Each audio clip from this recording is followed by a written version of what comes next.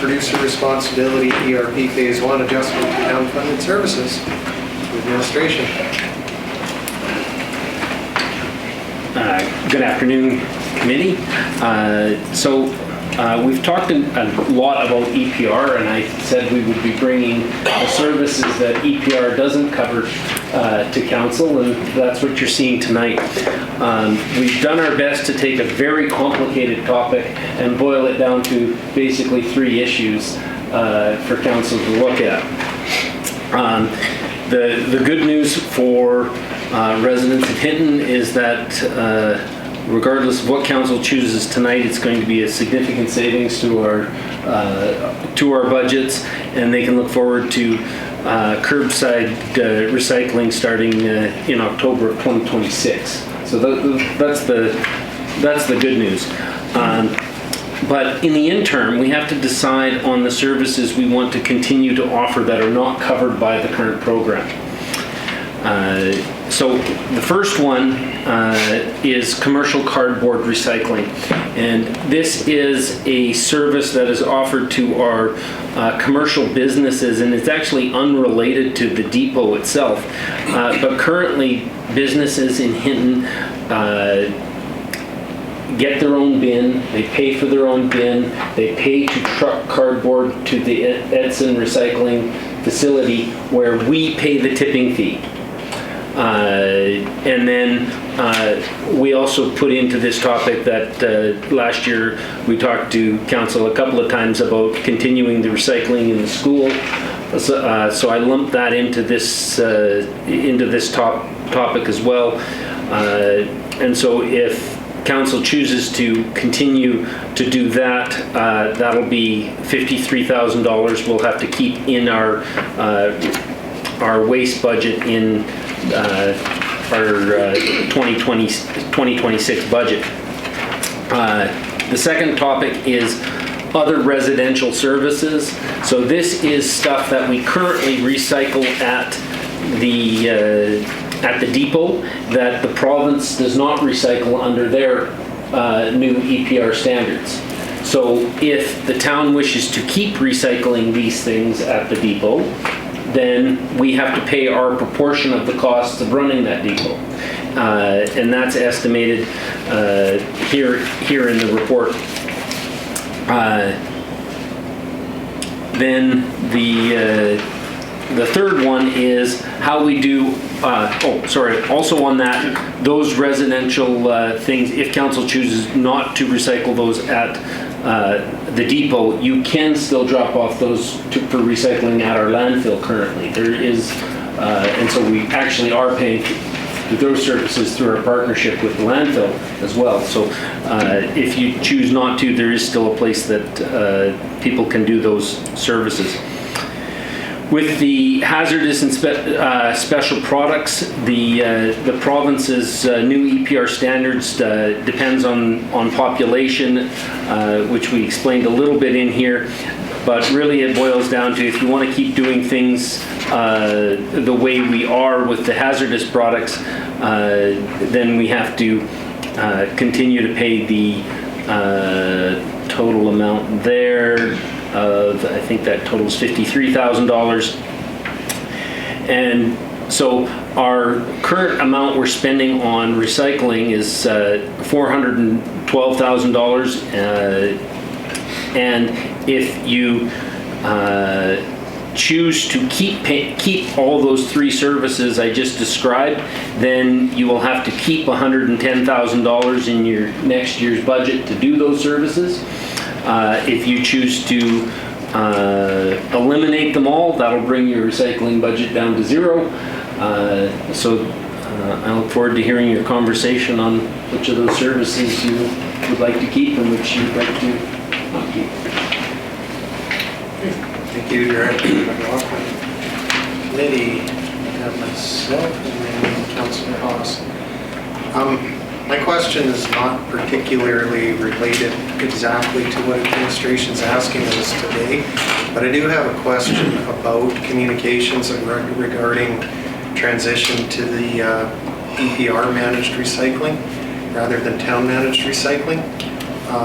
The notice that the town put out that the cardboard collection center by the curling rink was met with a lot of comments about confusion, or they seemed confused, especially the part about none of them even acknowledging the transition to the EPR model.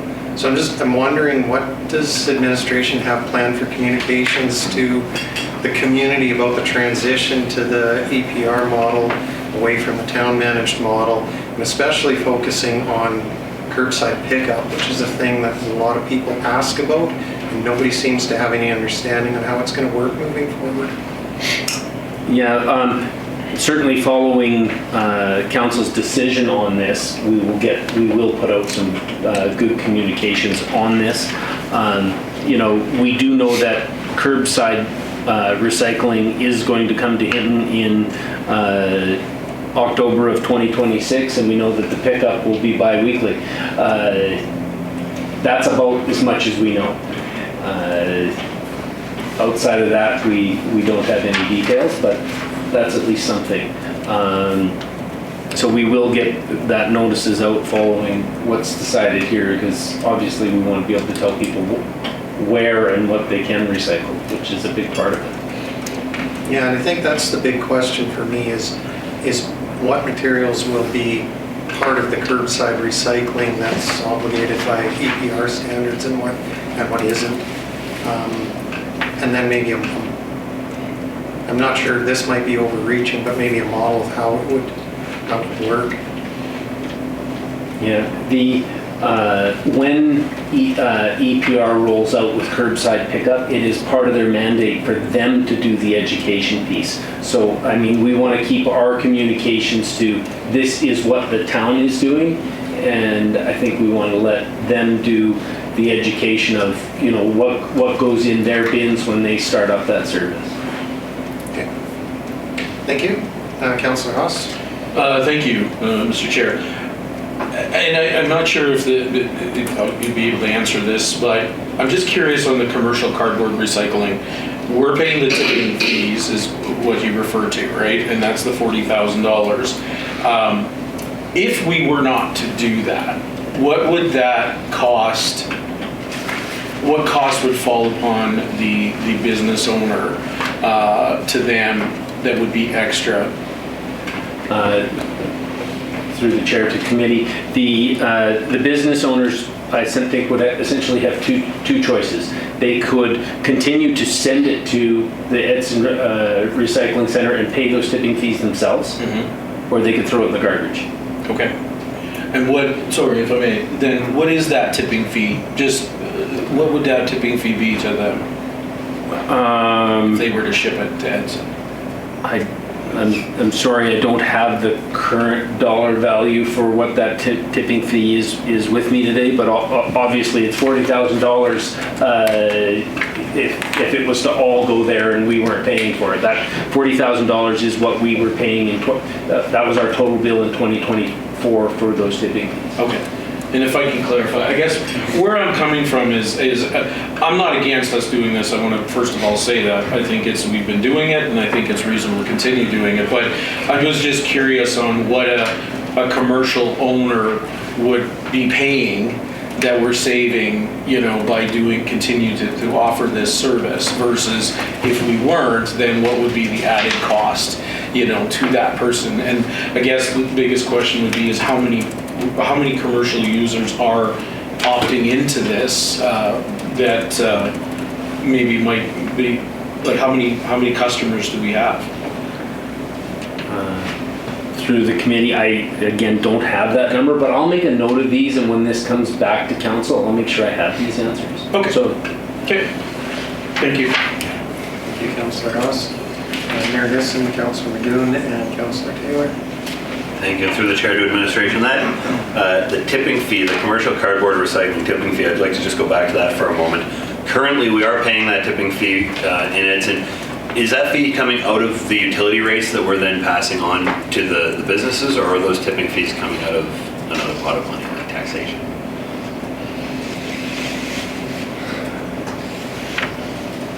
through committee, I would have to look on how it's flowing into the budget. I can tell you that the costs are coded to the waste budget.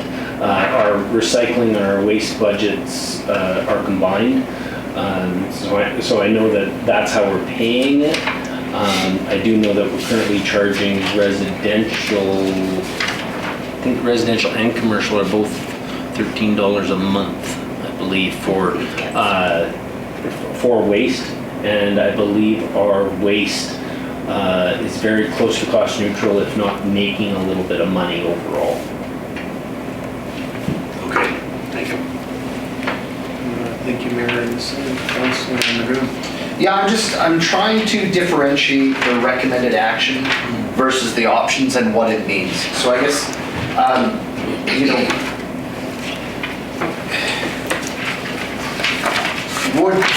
I guess this is my question, would carrying on with the status quo currently, would that be option 2 provided in the report? That can be direct administration to bring the extended producer responsibility phase 1 adjustment to town-funded services to a regular meeting of council, with the town maintaining the current level of service at the recycling depot and continuing commercial cardboard recycling. Is that what we currently do? Through committee, yes, that my intention of writing 2 was basically, yes, status quo, and that means we'll continue to budget $101,000. But I mean, essentially, tonight committee could choose, keep commercial cardboard, keep residential services, and keep the hazardous and special projects, or eliminate any one of them. It's sort of choose which ones you want to keep, choose which ones you want to eliminate. So can I tease that out a little bit more, Mr. Chair? Yes. So then the recommended action says, but with the town continuing to offer commercial cardboard recycling. So then is it the intention of administration that your recommendation drops other residential services than hazardous and special projects collection? Through the chair of the committee, yeah, that is what the administration's recommending, only because those services continue to be available at the landfill. The landfill is located in the town of Hinton. It's not quite as convenient as going to the depot, but it puts the onus on the province to offer recycling service without not eliminating any service. The services are still available. They just got to go to the landfill to get rid of those products. So that I thought was the preferred option as I saw it. But this really comes down to council's preference. There isn't a strong argument to be made from an administrative standpoint. This is really about choosing the convenience level and how much you want to spend on those conveniences for your residents.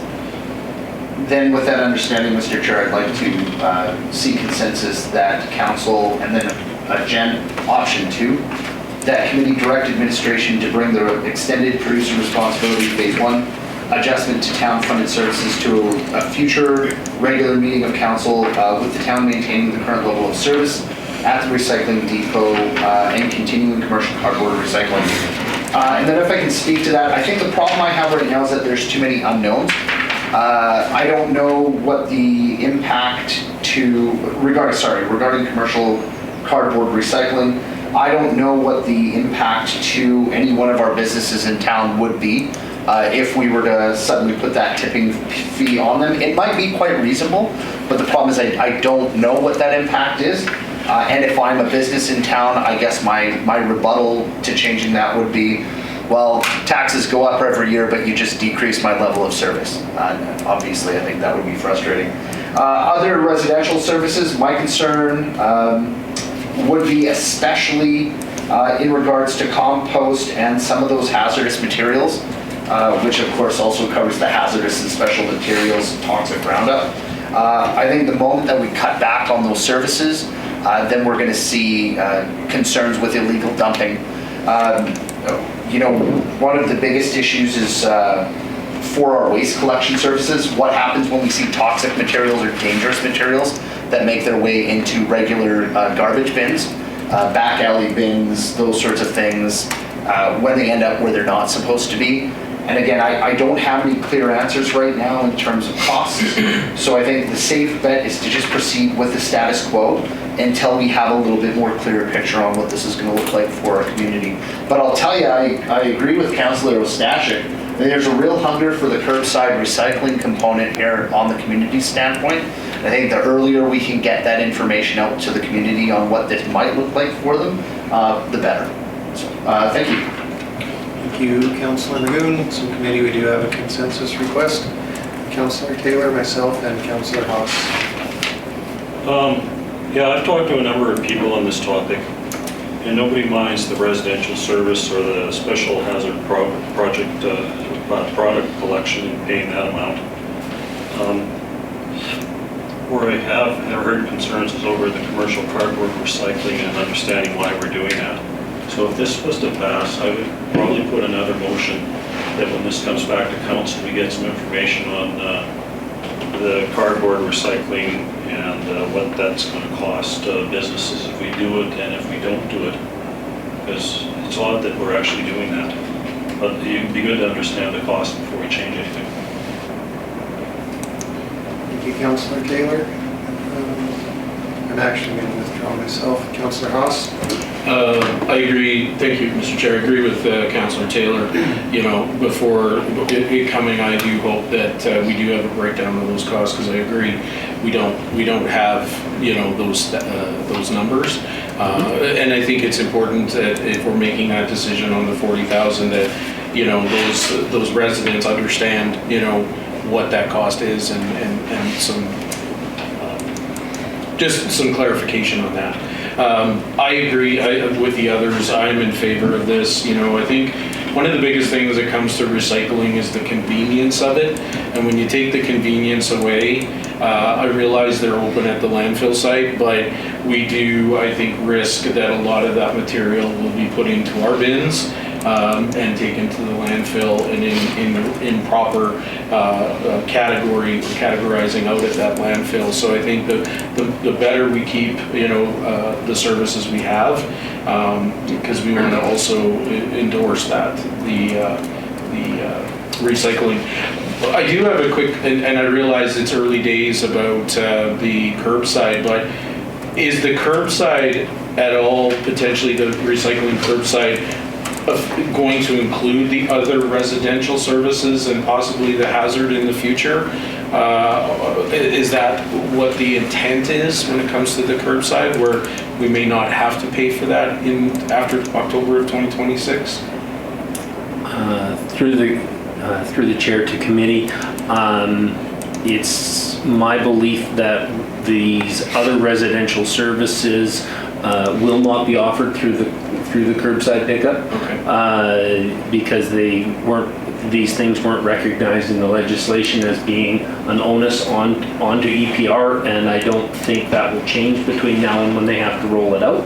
Okay. So I don't think those will be. In terms of the hazardous waste, what could change is if our population grew. We were, we're under that 10,000 population threshold, and so they only provide, or they're only required to provide a minimal service for those products under that population. If we were to be above that population threshold in the next census, that could bring down that cost a little bit, because then they would have to meet that higher level of service for those products, which is closer to what we're doing.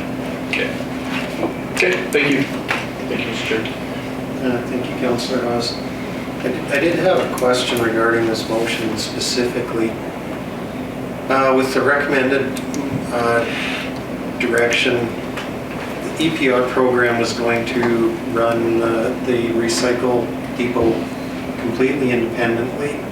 With this, I'm assuming it would be run cooperatively, or how would this model work? Through the chair to committee, so the Edson recycling contractor that we've always used to run our depot, EPR has worked with them and is still negotiating the contracts with them. So these costs that are presented here is us sitting down with them, and we're then paying proportional costs for this. So they're a contractor. If we choose to keep those services, they have 2 clients instead of 1 client. Okay, so the current operator would be looking after the EPR obligations, billing the EPR program for that, and billing the town of Hinton for everything else that happens there that's outside the EPR obligations.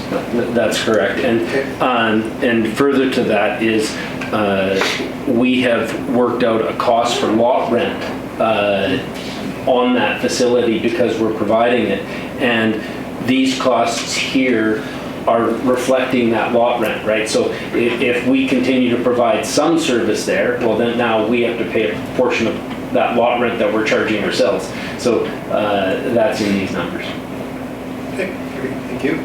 Councillor Race? Thank you, sir.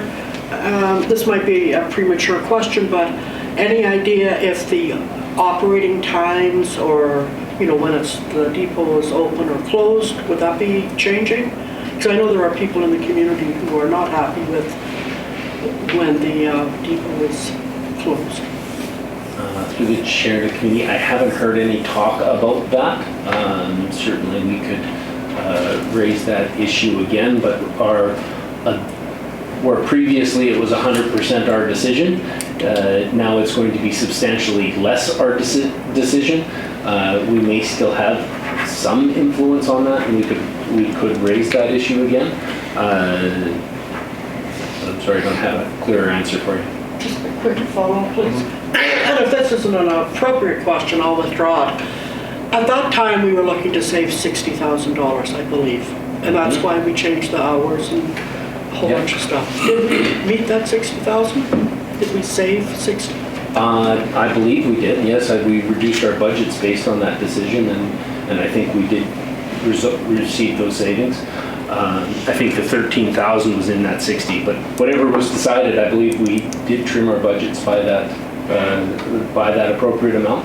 And that's why I say we might not have say in too much in the hours, because EPR will keep that facility open the hours they're required to keep it open. And if for some reason it's longer than what's required, they'll be trimming that back. But we haven't had any of those conversations about how that would be affected at this time. Thank you, Trent. Thank you, sir. Thank you, Councillor Race. Councillor Magoo? Just a high-level question. With the producers, like with the April 1st of 2025 date coming up, is there any potential of engaging in discussions with the service provider about delivering that curbside earlier than the 2026 October date? I mean, whether it's at a premium, just in understanding that it could be a consideration for council, or is that completely off the table? They don't want to engage in that until October of 26? Through the chair to committee, they're certainly not there now. They're scrambling to get their depot set up. They're scrambling across the province to get all this rolling. They need to figure out where the recycling's going for processing, and how to haul, and depots, and they're swamped. So I don't even think they'd sit down with us to discuss that at this time. Okay, thanks. Councillor Magoo? Committee, Councillor Taylor? So if we got rid of commercial cardboard recycling, would there still be residential cardboard recycling at the road?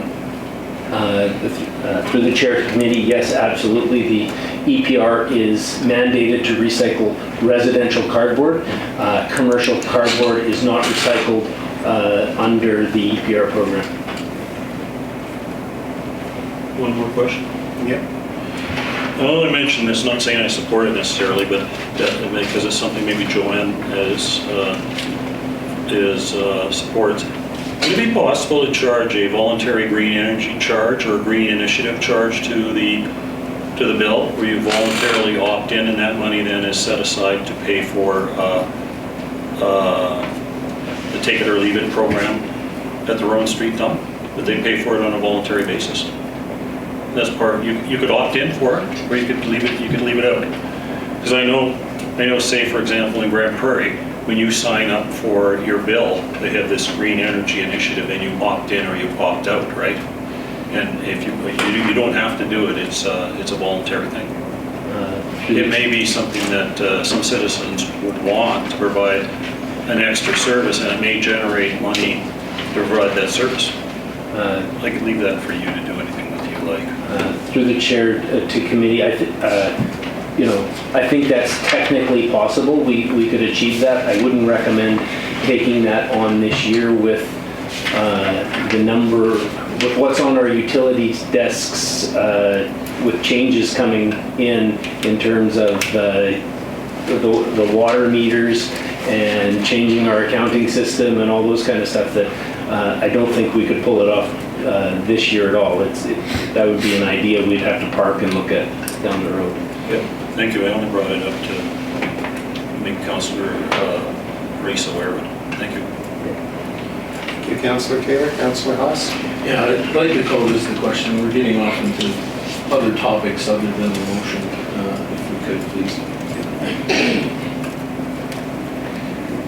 Committee, we're not stopping the discussion. Right.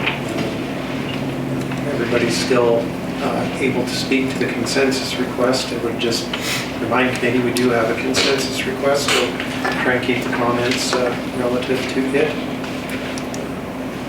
I do have a question regarding the commercial cardboard recycling component.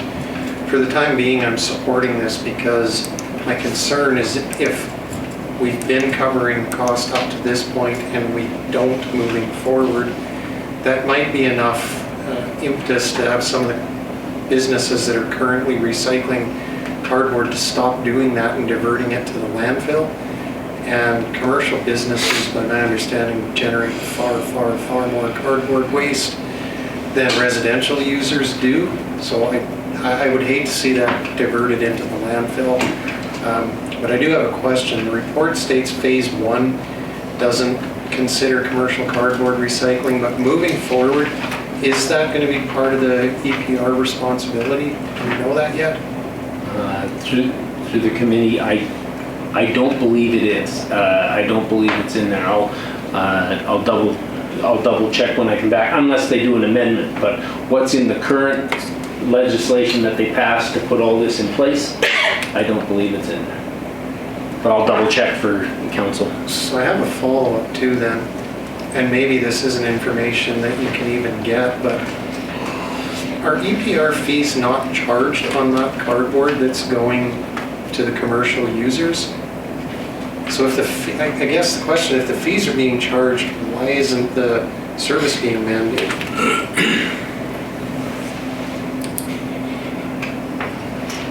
Yeah, through the chair of the committee, I don't really have an answer for that. No, that's okay. Yeah, that's fine. Okay, no problem. Thank you. Committee, Councillor Race? Thank you, sir. I just want to say I will support this motion. Another thing is, the nice thing about committee of the whole meetings is we get all this information and now we take it to our citizens, or our citizens are hearing this, they're coming to us and asking this question. I hope this does go to regular, and I hope we do take that opportunity to meet with our citizens and let them know what's going on. Thank you, sir. Thank you, Councillor Race. Committee? Okay, if there's nothing further from committee. You have a consensus request, the committee direct administration to bring the extended producer responsibility, EPR phase 1 adjustment to town-funded services to a future regular meeting of council, with the town maintaining the current level of service at the recycling depot and continuing commercial cardboard recycling. Any comments? Okay, seeing none, all those in favor? And that was carried unanimously. Councillor Haas and then Councillor Taylor. Yeah, so I'm just wondering on Councilor Race's comments there, because there are a lot of unanswered questions at this point that we can't even answer. I mean, I know the big question is the hours of operation, but currently we don't know. So my question is, if we cannot answer questions, all that we know that as of now, you know, April 1st, we know that. We also know that those bins that are by the curling rink will be removed. But is there a contact for the EPR so that if our citizens have questions or concerns, that they can contact EPR and ask those questions? Because ultimately, we're not the deciding body on all these questions that the citizens potentially have.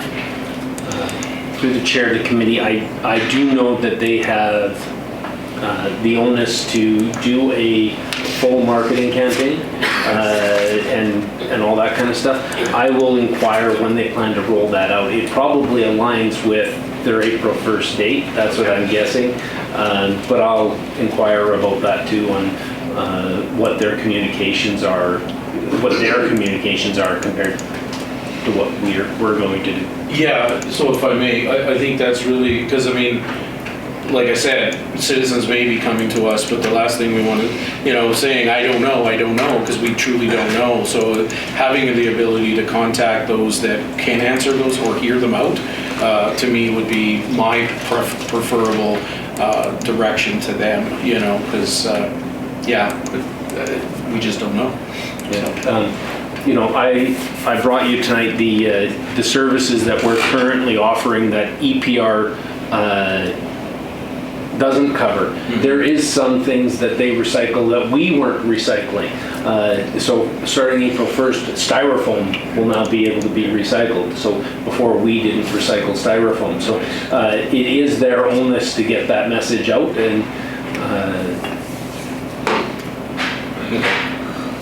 good. Thank you, Councilor Haas. Councilor Taylor? I'm going to ask for more information on cardboard recycling. I think that's missing some info there. I'd like to seek consensus for a report on commercial cardboard recycling costs for businesses for changing this service to a private operator. That report to come at the same time as the one report. Then we have all this information together. You want me to say that slower? Yes. I'll try to seek consensus for a report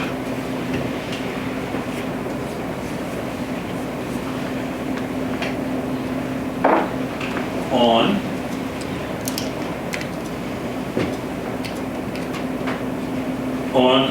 commercial cardboard recycling costs.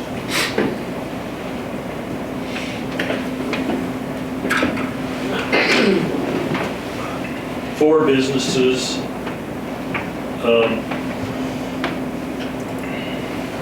so you're covering costs for businesses. I'm not sure I got this wording right. Seek consensus for a report on commercial cardboard recycling costs for businesses of changing this service. Wording might be a little rough. Changing the service? Changing the service to a private operator. Period. The report to come at the same time as the EPR Phase 1 report.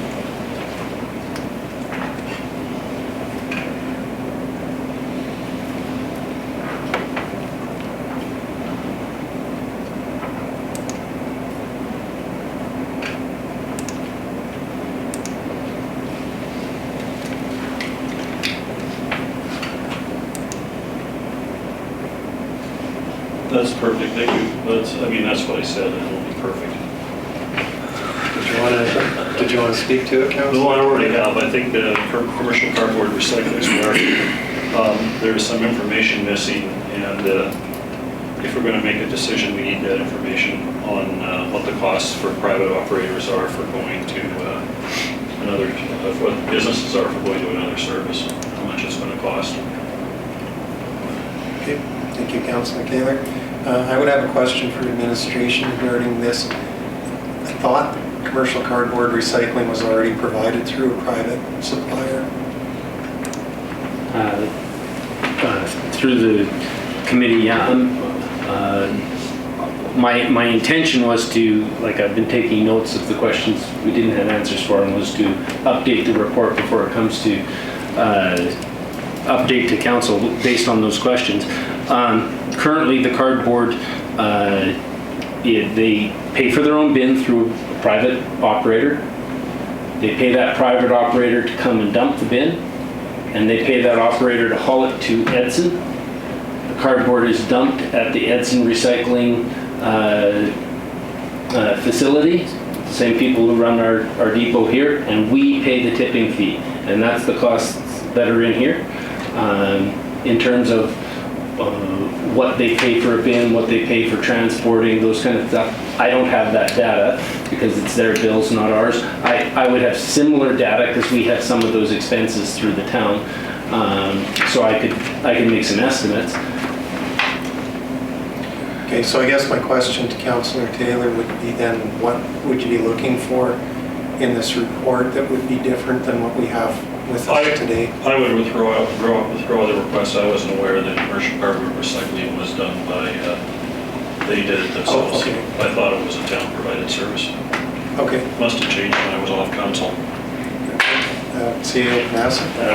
Through the chair and members of council, what I had in my notes as a piece of information to bring is because we're transferring the tipping fees from a bin from the town, we're paying it to the private individual. So really, what I had in my notes was on a per bin basis. So every bin that goes in, how much does that cost the private operator? So what are the increased costs to the businesses who have this service? Just from the tipping fee perspective, not from everything else.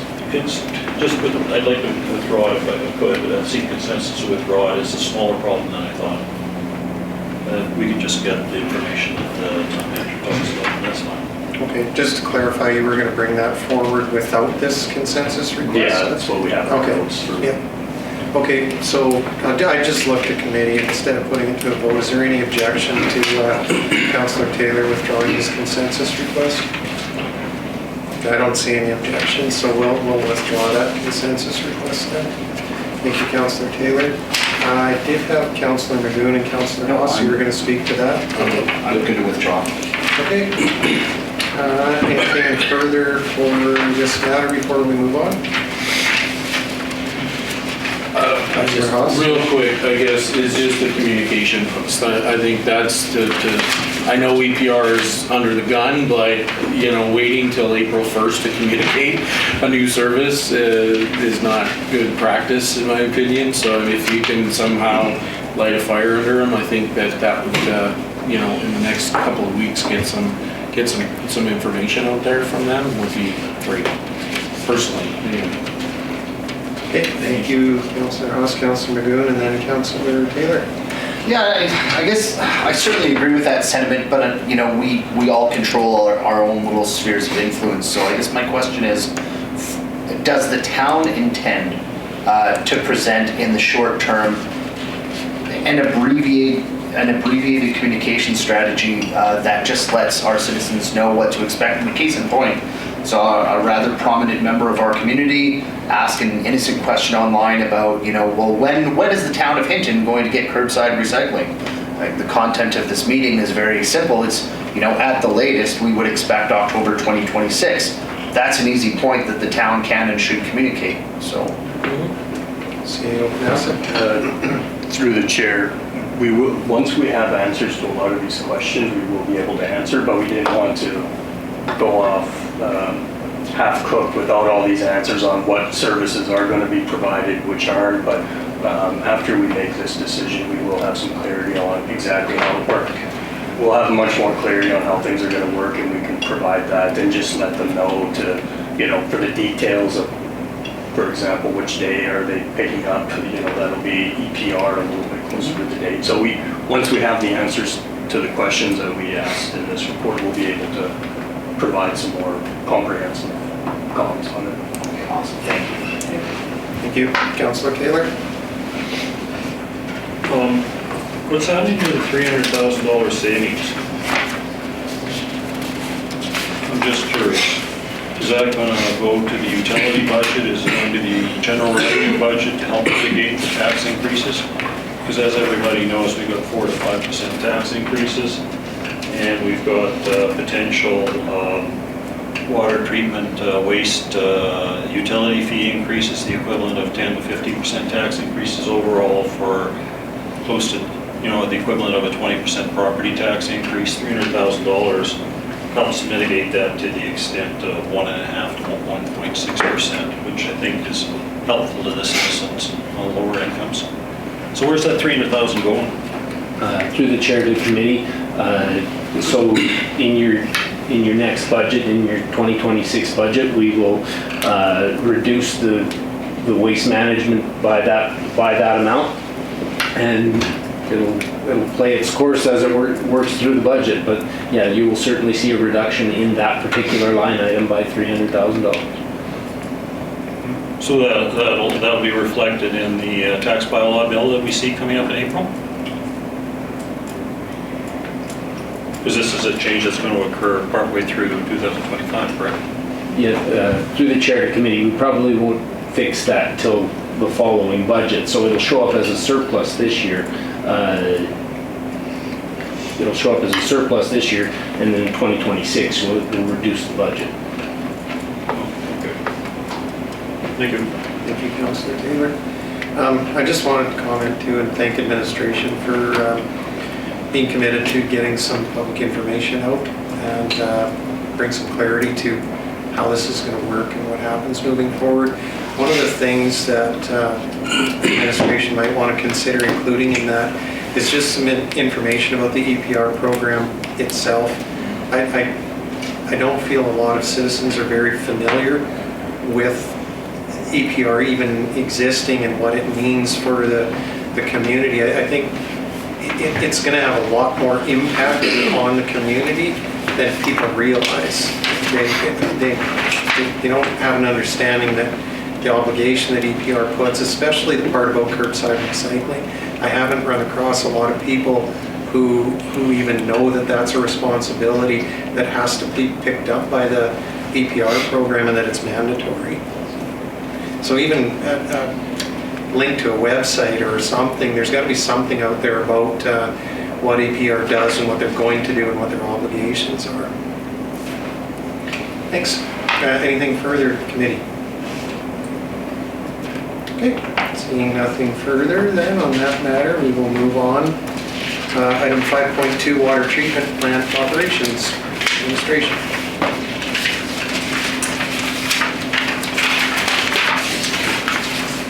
So committee, this item before you tonight is we're currently ongoing with our negotiations for an extension to the Aquaterra contract for running the water treatment plant of the towns inside the Mondi pulp mill.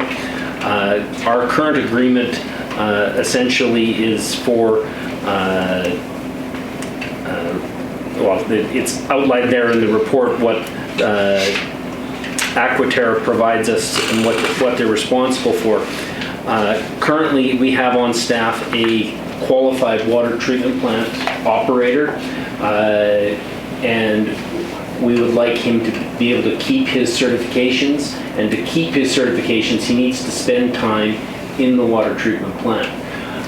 At the same time, Aquaterra recently lost an employee that resigned from them, and so there's an opportunity for us to slide our existing operator into that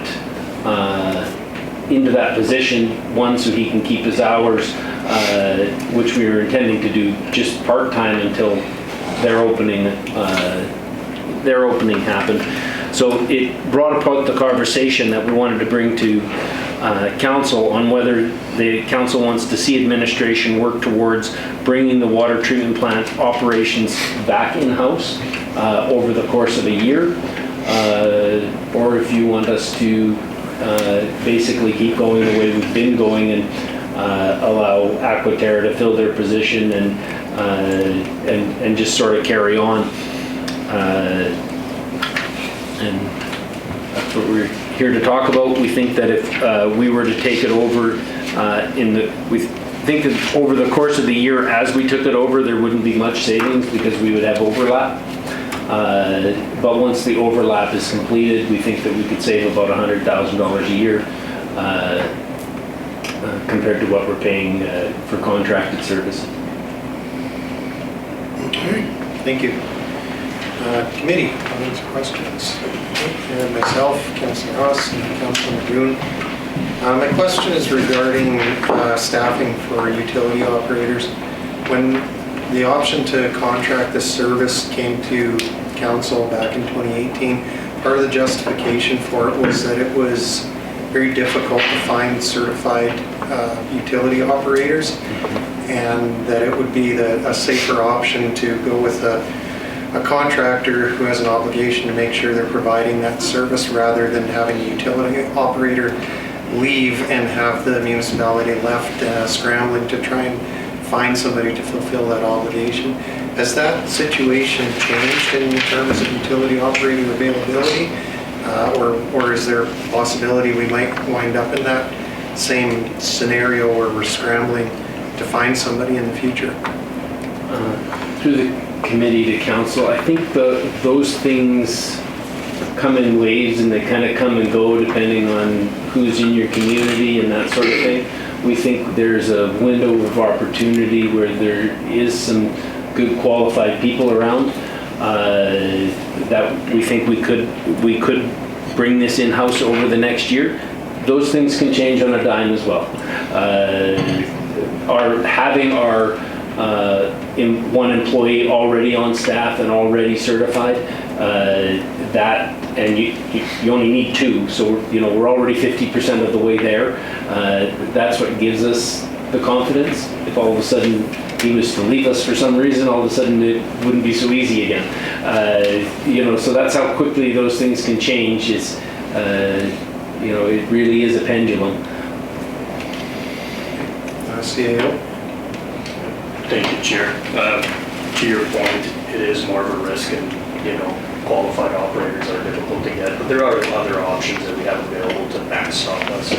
I know on the distribution side, we have in the past, we have relied on contractors that if we have staff off, that we can pull in contractors if need be. We've also been meeting with Edson regarding this, and if we are to take this in-house, we can look at building some redundancies through agreements with other municipalities. So we do have options to safeguard that, but this is, there is more exposure on this option than contracting it out. But the safety comes with a higher price tag. So to follow up then, would there be an intent for the town to undertake a training and certification program to bring other town employees into the operation and get them up to speed and get them certified to ensure we've always got certified people on staff? Through the Charity Committee, if we were running the plant ourselves, it would allow us to rotate so in utilities, there's a certification for distribution, there's a certification for water treatment, and there's a certification for waste treatment. We currently don't need one for waste treatment, and we don't foresee the need to, because that is responsibility of Wandy's under the agreements. But we have requirements for both dish and distribution. We have those people in-house. And then on the water treatment, that's where Aquaterra has been providing us services.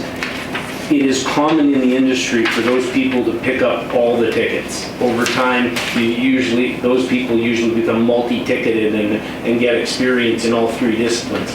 So if we take the water treatment plant in-house, it allows our distribution people to then start gaining that experience and working towards getting those certifications, and that would help us backstop over time as well.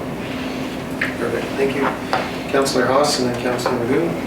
You asked all the questions I had, so I'm good. Thank you. Councillor Magoon and then Councillor Taylor. Yeah, I wanted to highlight the point that you discussed with the overlap costs. So correct this assumption if it's wrong. My assumption is in the 2026 or in the 2025 budget, this budgetary year. We have not budgeted for this yet. And if this was the case and we started down this road, if it was the will of council, what is the overall anticipated impact to the 2025 budget and then the 2026 budget before we achieve savings in 2027? Through the chair of the committee, for 2025, I anticipate being on budget. We budgeted for Aquaterra to run the plant the entire year. So far, they've been doing that. About halfway through the year, we might start substituting our person in, but then we might also have to pick up an additional summer person to backstop him, so it becomes cost neutral. And then in 2026, up until Aquaterra finished the contract, we would anticipate the same thing. Is we would have, we might have to hire someone before Aquaterra is actually finished, and so there'll be a part of the year where we've brought someone on, but we still have Aquaterra there, and then once they leave, we might have some offsetting savings. And our anticipation is, in very round numbers, we think it's going to balance for 25, 2026. Thank you. Okay. Councillor Taylor and then Councillor Race. I have two questions, they're kind of related. Is there an actual plan that I can show up at your office tomorrow to look at to train, recruit, retain certified employees? Do we have an actual plan? Or is this back and napkin kind of stuff? Through the chair, we're talking about new employees with new certifications that we don't currently do, right? If we decide to go this way, we would certainly do that. But to your comment, that's administration's job to create those types of things, and we would do that if council agrees to go this way. I'll go with my next question. It's related. If it's related, go ahead. I think it's related. We'll see. So what happens if an operator gets sick and the other operator is on holidays? Will we have to have another backup contract for emergencies? And what does that do to this $100,000 surplus? Or say, for example, what happens if we had a situation that happened in Jasper? Jasper had a situation, they had Aquaterra, and then Aquaterra has the staff and the team that they can send in to help them when their water treatment plant went down because of a fire situation. We're second most at risk to the province, so we have that situation. The other risk we have coming is we're going to be doing new changes to the water treatment plant, so who says that's going to go smoothly? So what do we need a backup contract in order to provide some of these services, and what will that cost? Through the chair of the committee, so we did have in here that our overall plan over the year would be to have 3 people. We would hire a supervisor who would oversee all of the utilities, and it would be a requirement that they be certified and able to run the plant. So that would be one operator. And then it would be 2 people, just like Aquaterra provides us today, that would be assigned to run the plant. So those people would cross-shift each other.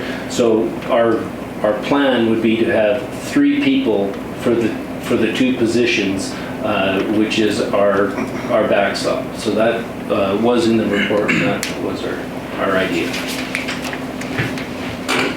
So there will be no need for backup emergency contracts for contractors to cover emergency situations or unexpected contingencies.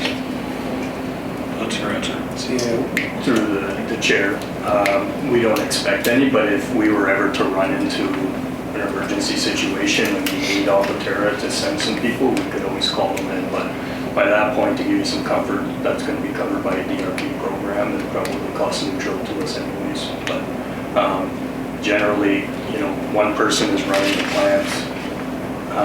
We would have redundancy, and as Mr. McLaughlin mentioned, that we would be cross-training our other operators as well, so we'll have lots of cross-training and redundancies within our operation. Councillor Taylor, Councillor Reese, and then Councillor Madoon. Thank you, sir. So right now, we're looking at $481,000 for Aquaterra to do this job for us. If we take it in-house, we're going to reduce that by $100,000. So would it be fair to say that 2 plant operators plus a utility supervisor, benefits, training, would come in around $380,000 for those 3? That's our estimate.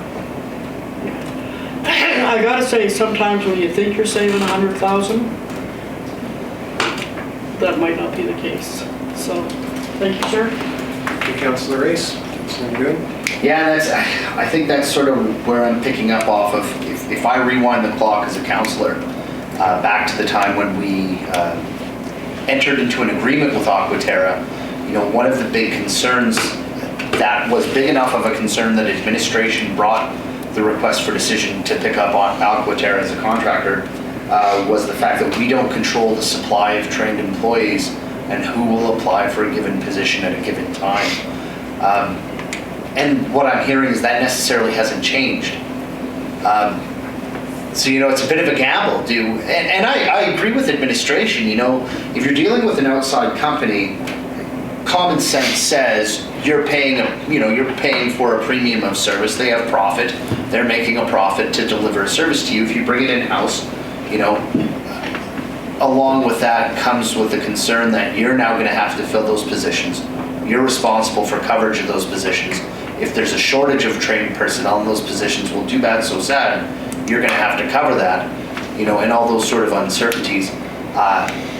So what I'm having a hard time dealing with is figuring out what's changed that I would really ultimately want to go back and reverse a decision that was made by a previous council. I'm not saying I'm not against it. That's what I'm trying to quantify in my head right now. So if administration has something that I've overlooked, absolutely willing to hear it, but that's what I'm trying to consider in my mind right now. Through the committee, I would say the biggest thing that's changed is sort of our bench strength. Currently, we have 2 very experienced people. One's multi-ticketed. The other one just comes with an absolute wealth of knowledge, and they work hard. And we have a 3rd person who is learning very quickly and picking up tickets fairly quickly as well. And so this is an opportunity to further that direction, to get some strength on the bench internally. Aquaterra has very experienced people as well, but they work on only the problems at the water treatment plant in isolation from us, and it doesn't benefit the whole organization to have that in-house knowledge. Can I ask a further question? And that sounds good. So I guess my question is, can administration guarantee that there is a way to succession plan based off the strength of those individuals, those 3 individuals you just identified? Because one of the problems in the past was we had individuals leaving the organization, which left us weak, which left the town to say, no, we need to contract this out because we're in a potentially a compromised position. So do we have the ability to negate that same problem in the future by going down this path? So that 3 years from now, as a community, we're not engaging in the same discussion again and saying, well, no, now we need to contract out again because we don't have the bench strength because 2 of those people left town due to housing issues. Through the chair of the committee, no, we can't guarantee those types of things. And like I said, it is a little bit of a pendulum, and right now we have a lot of bench strength. All it takes is anything can knock a person, and all of a sudden you're down and you don't have the bench strength you thought you did. Those things can run, but we run those risks throughout the organization. Thanks, Mr. Chair. Councillor Haas and then Councillor Reese. Sorry, CEO had his hand up. Oh, sorry, go ahead, CEO. Through the chair, just to add a little bit to what Mr. McLaughlin was saying, but the other thing that we also have for a little bit of redundancy is we have brought another position in-house. I believe that was 23 or 24, but we converted contract dollars to an in-house person, so we have a little bit more redundancy and more physical bodies here. That's one change. The other thing that I'll say is in 2018, there was some significant turnover, and there probably was a lot of organizational risk to having something in-house. That's not necessarily the case with the town of Hinton anymore. You know, there's a lot of stability within the organization. People are staying, and I think it's just a different environment that we have now than we did then. Thank you. Sorry. Councillor Haas, Councillor Race. Thank you, Mr. Chair. I'd like to move that committee directs administration to present the water treatment plant operations report to a future regular meeting of council with the option of administration moving towards bringing water treatment plant operations in-house. If I can quickly speak to it. You know, I hear all the comments and the concerns that I also share. However, this is, I'm guessing, and this is my follow-up to this, to administration, is what more information is administration going to bring to us in a regular meeting of council in this report to give us a more fulsome look at, you know, doing it, you know, whether it be some of the questions we had around costs and the savings that we have, all of those things. But like, is it going to be more of a informed report to give us a little bit of a better picture if we do go in-house, so that we have that information moving forward to make the best decision as possible? Because I'm not feeling with this report I can do that so much, but I'm hoping that, you know, with this conversation and the notes you've made and bringing it to regular, because whether we approve it or not, it's no harm, no foul. We get to see the possibilities of going in-house versus continuing the contract, and then make that decision moving forward from there. Through the committee, we will attempt to add some detail there. It's a fine line between getting into revealing too much detail about individual wage brackets and that sort of thing. And so, you know, we're already, you know, what's before you tonight is, you know, based on 3 individuals. Mm-hmm. If I break it down any further than that, it starts to get into the weeds of providing that level of detail. Okay. So if I can, you know, one of the comments that we get a lot from the community is, why are we contracting and not doing it in-house? And I agree that at the time, you know, if I recall the conversation with Equiterra, we only really had one person, and that one person was leaving the organization fairly quickly at that point, where we had nobody. And then recruiting would have been, you know, extremely difficult, whereas what I'm hearing tonight, you know, is we've got a good, that bullpen of people. So I have a lot more confidence of doing it in-house than I would have, you know, back in 2018. So, you know, and the potential possibly for cost savings, of course, that's always, it's always you know, an incentive. Granted, not everything goes perfect, but I think, you know, and it gives us an opportunity to build that bullpen even further. And the opportunities, you know, for the future, they see, you know, we're not contracting, people can get opportunities in our community to work in those areas too, is probably also an incentive. So, yeah, so I look forward to the report in regular moving forward to see. Thank you. Thank you, Councillor Haas. The committee, we do have a direction request. Councillor Race, myself, and then Councillor Magoo. Thank you, sir. Councillor Taylor. The 3 people that you spoke about, Trent, are they currently employees of the town? Through the committee, yes. I'm talking about our water distribution team, one of which is fully certified in water treatment.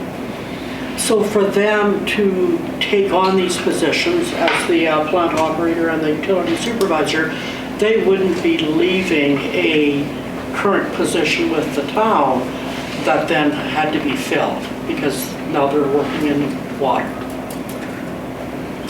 Through the committee, what we're suggesting in this report is over the course of the year, we would be creating 3 positions, and one of the current operators would slide into that, one of those 3. We would still backfill him. So over the course of the year, it's 3 new positions.